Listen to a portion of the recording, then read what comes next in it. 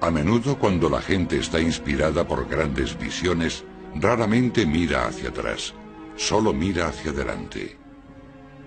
Hace 40 años, este desierto era el fondo de uno de los mares más grandes del mundo, el Mar de Aral, en Asia Central.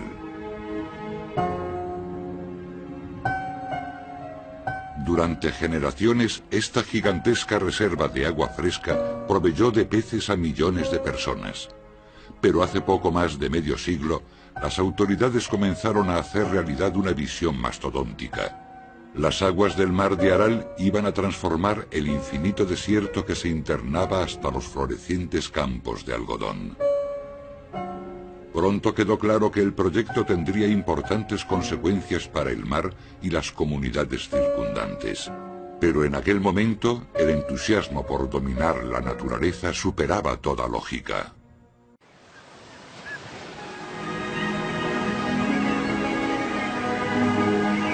Красиво и величаво Аральское море в предутренний час. На его необъятных просторах днем и ночью трудятся рыбаки.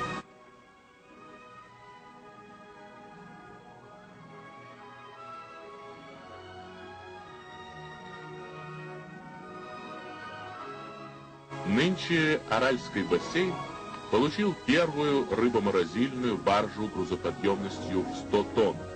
На этой барже даже в самую жаркую погоду рыба сохранится свежей.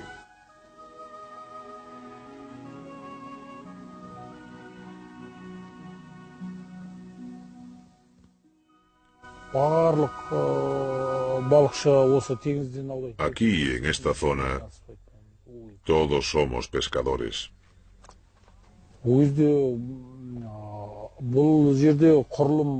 En otros tiempos había una factoría de pescado, donde se procesaba el pescado.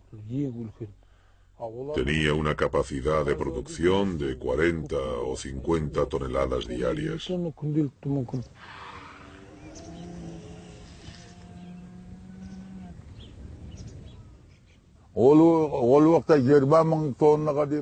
En aquellos tiempos, la captura anual era de unas 20.000 toneladas.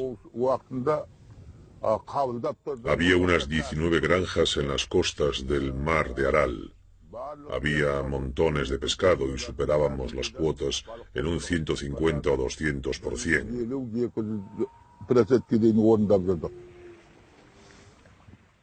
Había esturiones que pesaban 60 y 70 kilos.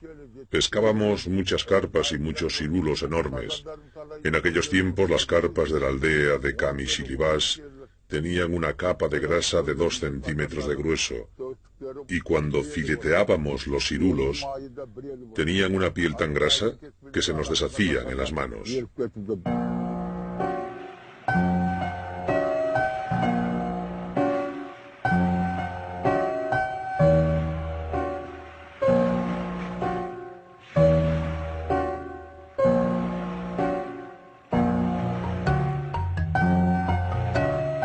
La pesca en el Mar de Aral aportaba alimento a millones de personas y ayudó enormemente a aprovisionar toda Rusia después de la Segunda Guerra Mundial.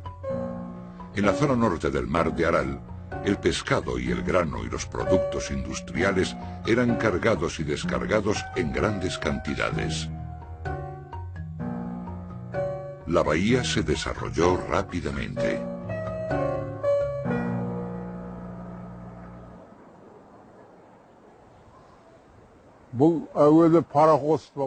Antiguamente esto era una bahía.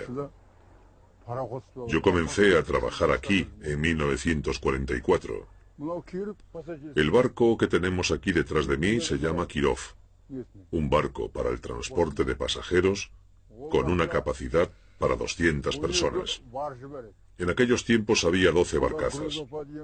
Cada una podía cargar 550 o 600 toneladas. Se trajeron otras 25 barcazas a Aral en 1947. El barco más grande, el Komuna, podía arrastrar 5 o 6 barcazas hasta el gran mar. Hacían este camino, iban en esa dirección.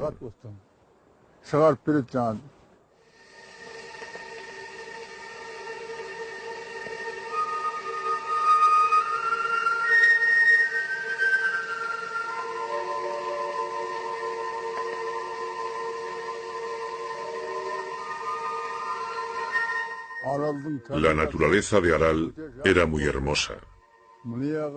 Había una playa en la costa, a donde venían turistas desde Moscú, Leningrado y otras partes de Rusia a pasar las vacaciones. Dormían en tiendas.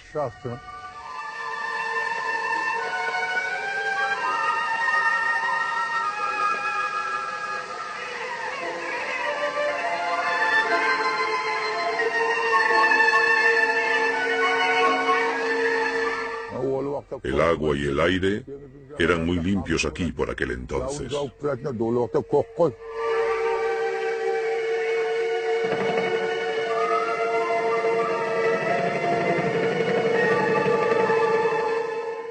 Todo era verde y las cañas crecían hasta la orilla, y también llovía a menudo aquí. La gente empezó a sentarse porque el agua era muy fresca. En aquellos días había unas 100 casas y no había dunas de arena.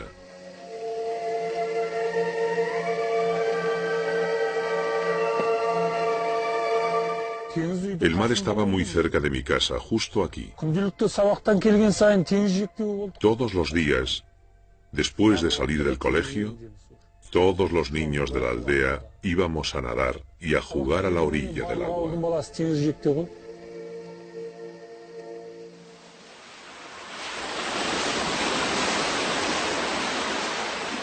Hubo un tiempo en que la gente decía que el mar de Aral era como un oasis en medio del desierto. Una gigantesca reserva de agua fresca rodeada por kilómetros de una estepa estéril de arena. Durante generaciones, la gente quiso cultivar este desierto arenoso con agua del Aral. A comienzos de 1982, el geógrafo ruso Boykov escribió: «La presencia del mar de Aral es la prueba de nuestro subdesarrollo y nuestra falta de capacidad para explotar tal cantidad de agua». Después de la Revolución Rusa, la Unión Soviética inició un ambicioso plan. El desierto de Asia Central sería cultivado a gran escala con agua de los dos ríos más grandes, el Amu Daria y el Sir Daria, que suministran agua al mar de Aral. Como dijo un alto cargo ruso del Ministerio del Agua, el mar de Aral debe morir como un soldado en la batalla. En los años 30 se construyeron gigantescos canales para redireccionar el agua hacia las áridas estepas y transformarlas en florecientes campos de algodón y plantaciones de arroz. Из поколения в поколение передавалась заветная мечта о воде, о жизни богатой и счастливой. И эта мечта сбылась.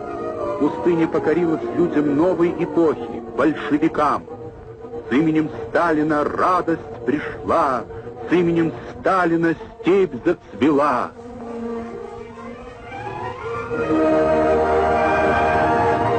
С помощью великого русского народа трудящиеся братских республик Казахстана и Узбекистана обуздали своенравную Сырдарью. Освоение голодной степи началось с первых дней установления советской власти. Громадное ирригационное строительство развернулось здесь в годы сталинских пятилеток.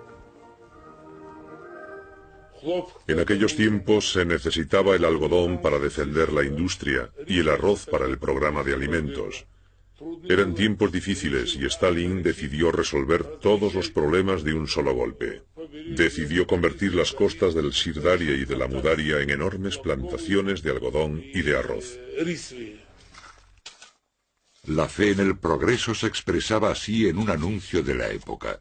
No podemos esperar favores de la naturaleza. Nuestro propósito es arrebatárselos. Enseguida se reveló el impacto de la construcción de los canales y los sistemas de irrigación.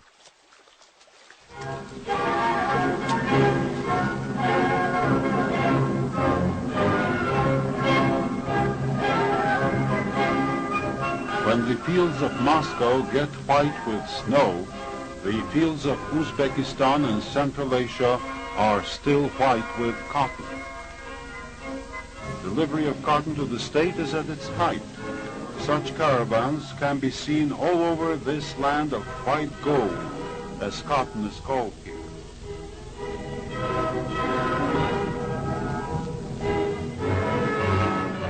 A finales de los años 50, la gente ya sabía que el incremento constante en la producción de algodón podía tener un serio impacto sobre el mar de Aral.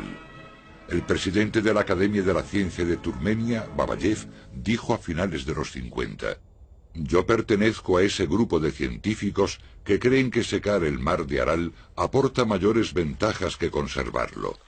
El cultivo de algodón por sí solo puede cubrir las pérdidas de la industria y la pesca que hay hoy en el mar de Aral».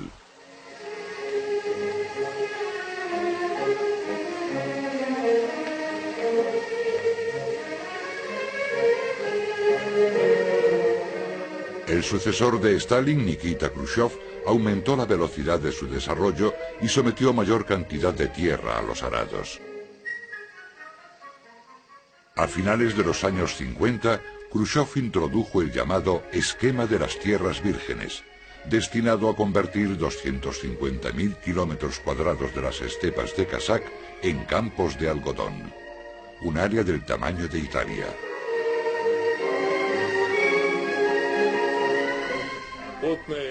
Khrushchev llegó y dijo: «No perdamos el tiempo en discusiones. Utilicen toda el agua que necesiten». Un grupo de científicos estaban en contra del proyecto, pero nadie les escuchó. Incluso Engels, el padre del marxismo, ya avisó hace 150 años. Dijo: «No es bueno jugar con la naturaleza». Quiere decir que puede parecer que podemos vencer a la naturaleza, pero finalmente se tomará la revancha. Nadie entendía esto porque ni siquiera había leído a Engels. Khrushchev no tenía educación. Solo había estudiado durante 2 inviernos. No había leído a Marx ni a Engels. Así es.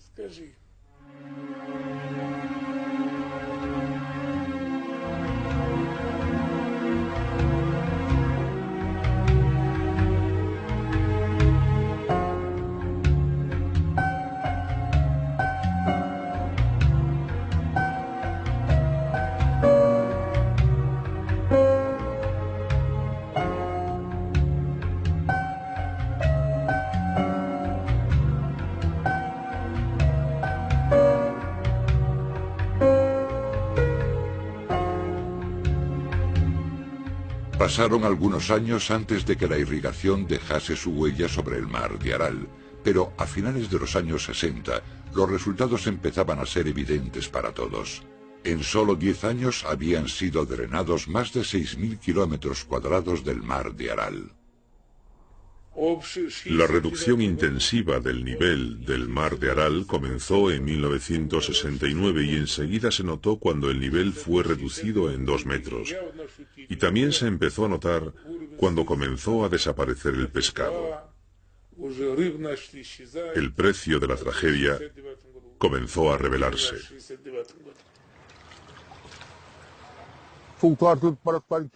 Nosotros empezamos a darnos cuenta de que el mar se retiraba de la aldea año tras año. Veíamos que los peces se morían y que iba aumentando la salinidad del mar. ¿Pero qué podíamos hacer nosotros?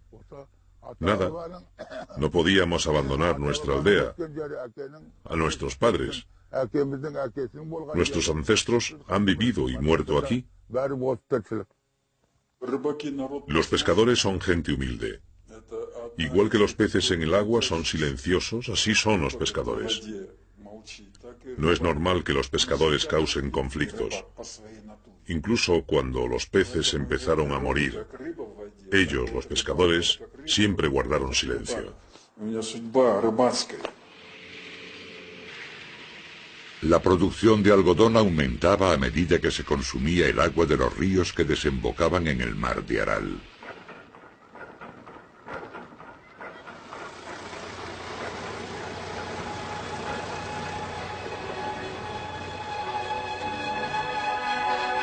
Обновленная целина дала 5 миллионов тонн белого золота.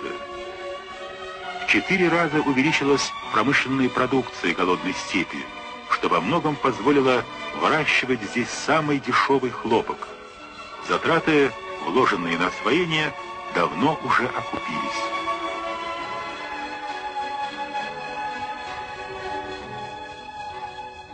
A mediados de los años 70 el nivel del agua del mar se había rebajado más de 3 metros en solo 5 años, y otros 5.000 metros cuadrados del lecho del mar de Aral estaban a la espera.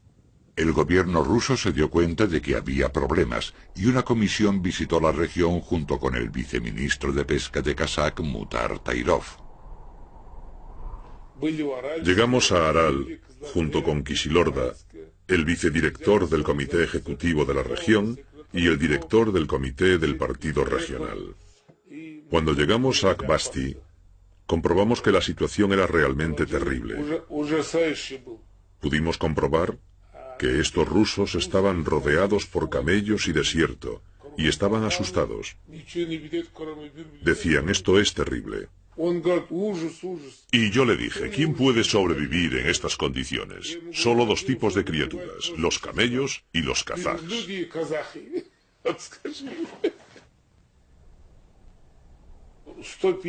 Había unas 150 personas, en pequeños grupos a lo largo de la calle. Los camaradas de Moscú dijeron, estamos muy preocupados por vosotros, pero no hay otra solución más que trasladaros a otras regiones donde hacen falta pescadores y podemos ayudaros económicamente.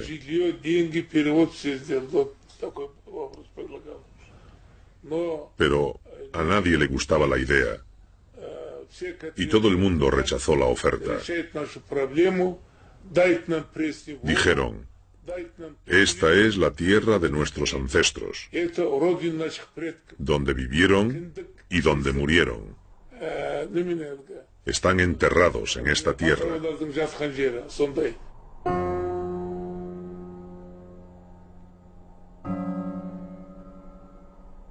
Pero cuando las costas del mar de Aral se alejaban cada vez más de las aldeas, miles de personas se dieron cuenta de que no tenían otra elección más que la de mudarse a otra zona. La mitad de la aldea se trasladó entre 1966 y 1978 y se paralizó toda la vida en esta zona.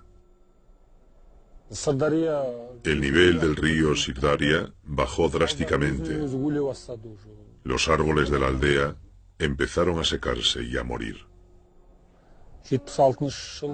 El nivel del mar bajaba rápidamente. La última vez que yo recuerde que pude nadar en él fue en el año 1978.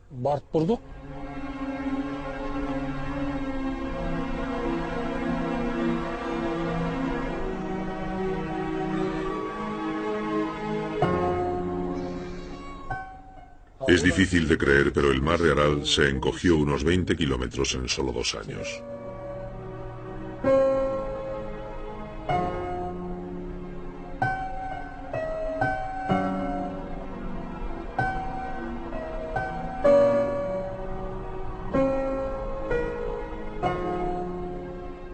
A finales de 1970, la industria pesquera había cesado su actividad por completo.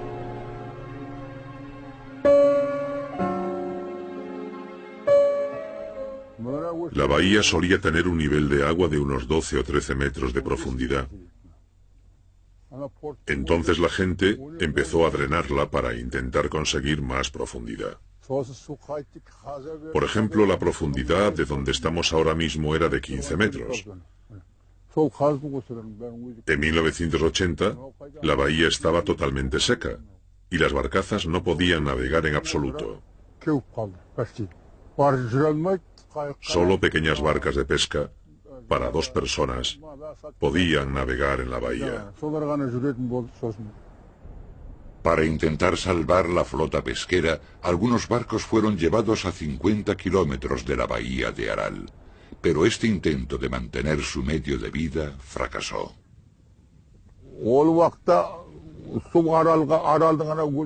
Había un profundo lago cerca de la aldea de Jambul, y allí se llevaron algunos barcos. Pero cuando bajó el nivel del agua, ya no se pudieron sacar de aquel lago nunca más.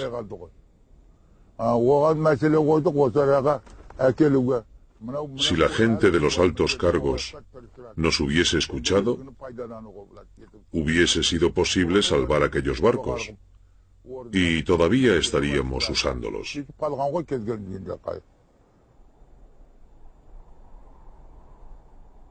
Se crearon varias comisiones para decidir lo que se podría hacer para intentar reducir la desertización del mar de Aral, pero poco hicieron.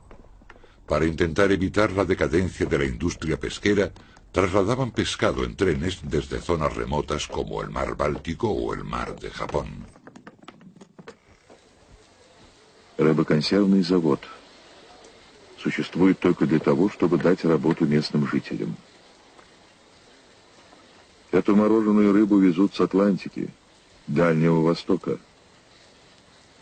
Не надо думать о модернизации, санитарии. Сгодится и так.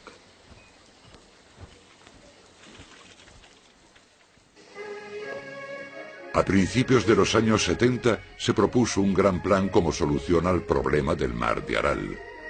Un plan llamado el Proyecto del Siglo, que era incluso más ambicioso que el proyecto que había causado la desertización del mar de Aral años atrás. El plan era para desviar los ríos siberianos a través de las áridas estepas. Поднятые грандиозными плотинами на 60-метровую высоту, воды Оби и Енисея образуют водохранилище, равное половине площади Каспийского моря. Отсюда воды устремятся на юг и от так называемых Тургайских ворот двинутся по Казахстану к Аральскому морю. Из Арала могучий поток сибирских рек пойдет в Каспий. 30 миллионов гектаров пустынь превратятся в цветущий, плодоносный край.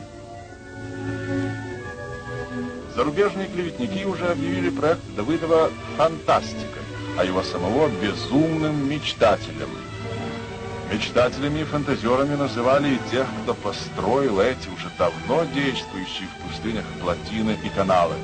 Это тоже мечта, но уже воплощенная в бетон и гранит ныне.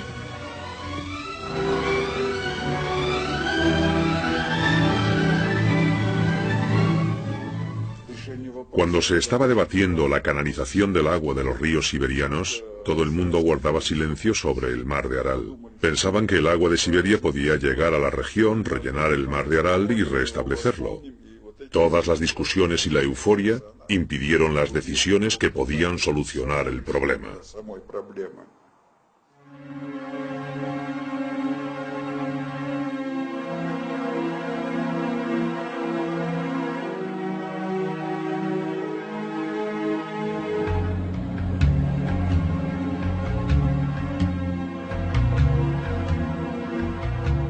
A mediados de los años 80 se hizo evidente la magnitud de la catástrofe en toda su extensión.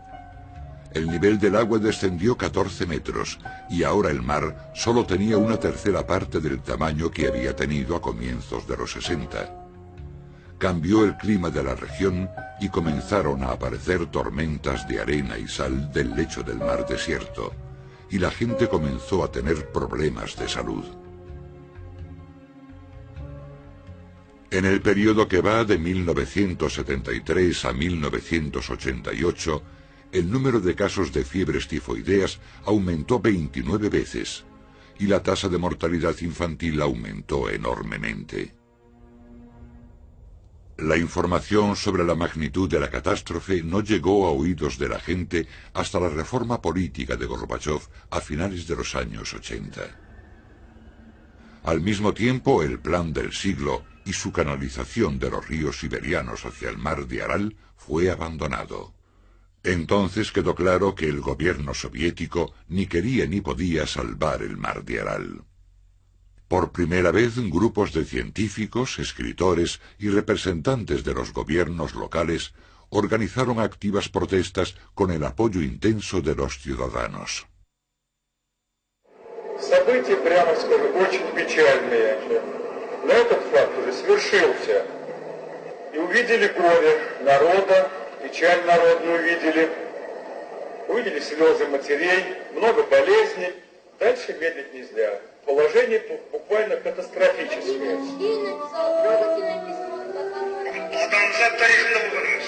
En una reunión multitudinaria en Aral, la gente gritaba con rabia, quizás por primera vez. Эта трагедия продолжается вот уже 20 лет. И никому нет дела до того, что с нами происходит. Я войну прошел, 40 лет от ран страдаю. Но эта новая беда кажется мне страшнее войны. Вокруг только смерть.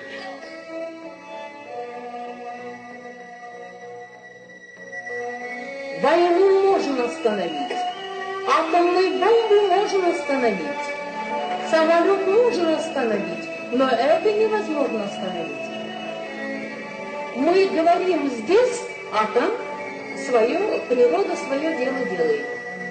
То, что натворили наши, в кавычках, величайшие ученые. Как я могу говорить о таких ученых, что они умирают в утробе? Ведь когда-то, в лихолетие, Арал спасал всю страну. Так позже сейчас вся страна поможет Аралу и спасет его.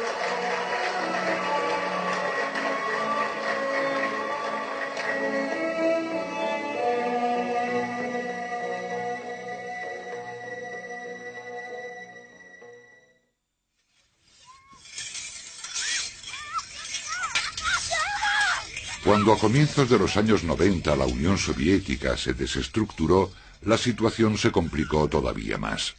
5 nuevas repúblicas tenían que repartirse ahora los escasos recursos de las fuentes de agua de la región.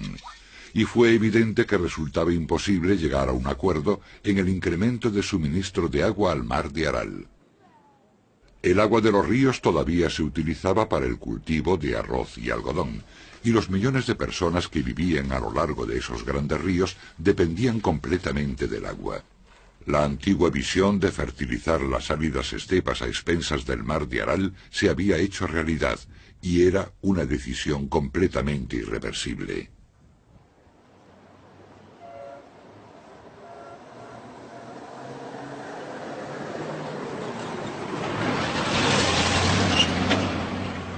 Hoy la región todavía está profundamente marcada por las transformaciones. La antigua ciudad de la bahía de Aral ha quedado situada ahora a 70 kilómetros de la costa del mar de Aral. Ahora hay mucho más desempleo en Aral porque no hay sitios donde trabajar. Todas las fábricas industriales de la región comenzaron a cerrar. La gente tenía que sobrevivir de alguna manera, así que la mitad de la población emigró. Muchas de las aldeas cercanas están ahora rodeadas de desierto. Limpiamos la aldea completamente hace 2 meses, pero ahora ya está cubierta otra vez de arena. Pero no nos vamos a mover de aquí, aunque esté cubierta de dunas de arena, porque las tumbas de nuestros antepasados están aquí. Esperaremos a que regrese el mar. Lo que una vez fue el mar de Aral está ahora dividido en 2 mares. El nivel del agua de la zona sur ha disminuido más de 20 metros del nivel que existía a comienzos de los años 60. Pero el nivel en la zona norte, sin embargo, se ha estabilizado gracias a la construcción de diques que reducen la corriente del agua entre el norte y el sur, y los peces empiezan a regresar. Hoy capturamos unos 700 kilos de pescado. Y nuestros ingresos en el día de hoy han sido de unos 300 tenge, aproximadamente $20 por persona. No es así todos los días. Todo depende del tiempo. Si el tiempo es bueno, la pesca también será buena.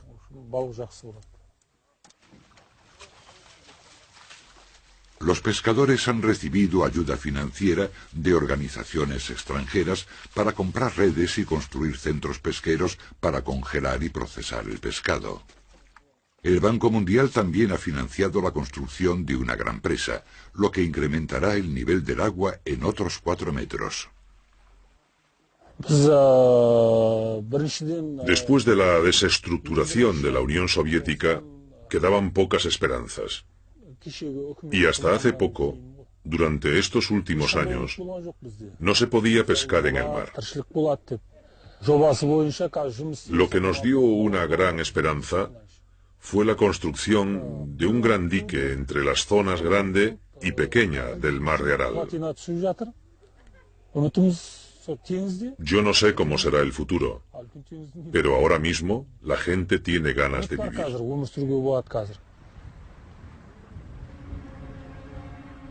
En la actualidad, los pescadores de la zona norte hacen capturas de 1000 toneladas de pescado, apenas el 5% de lo que capturaban en los años 60. En la zona sur, la catástrofe es definitiva. El nivel del agua continúa bajando y se calcula que el mar desaparecerá totalmente dentro de 15 años.